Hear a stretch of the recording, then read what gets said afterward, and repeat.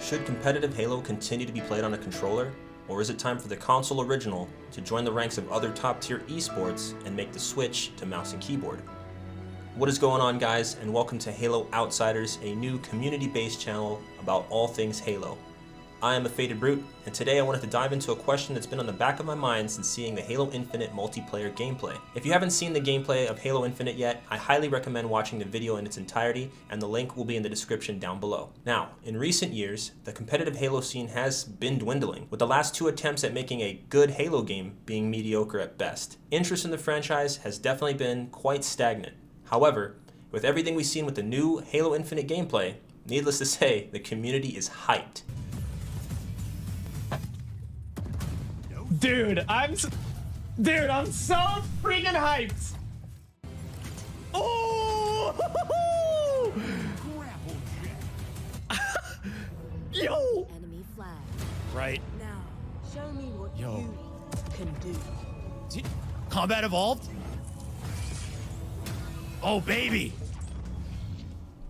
As an old Halo 3 competitor myself, I gotta admit, I'm very impressed with what I've seen so far from this long-awaited title. So impressed that my buddy xDanzor and I have decided to create this channel and start making Halo content. And I haven't had this kind of drive for a very long time. It's been a while since I played a really good Halo game. As a matter of fact, the last good Halo game in my opinion was Halo 3. And I have since moved on to other titles such as Valorant, Overwatch, and CSGO, which is prominently played on a mouse and keyboard. And the thought of picking up a controller again is daunting to say the least.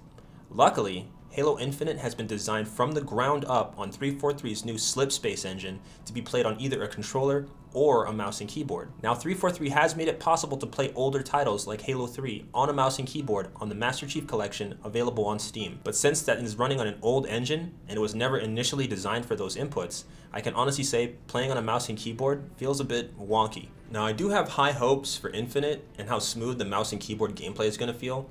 But after doing some research, I actually found out that 343 has decided to separate players in ranked games based upon which input they use.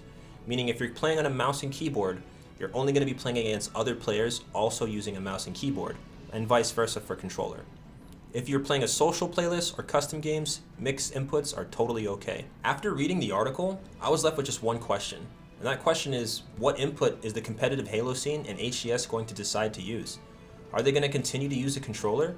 Or will they finally make the switch and say players must be on mouse and keyboard for tournament play? In my personal opinion, I think Halo should finally make a stand in the world of competitive esports and make the switch to the superior gaming input, mouse and keyboard. Now, I know I'm going to get a lot of hate for that opinion, but hear me out.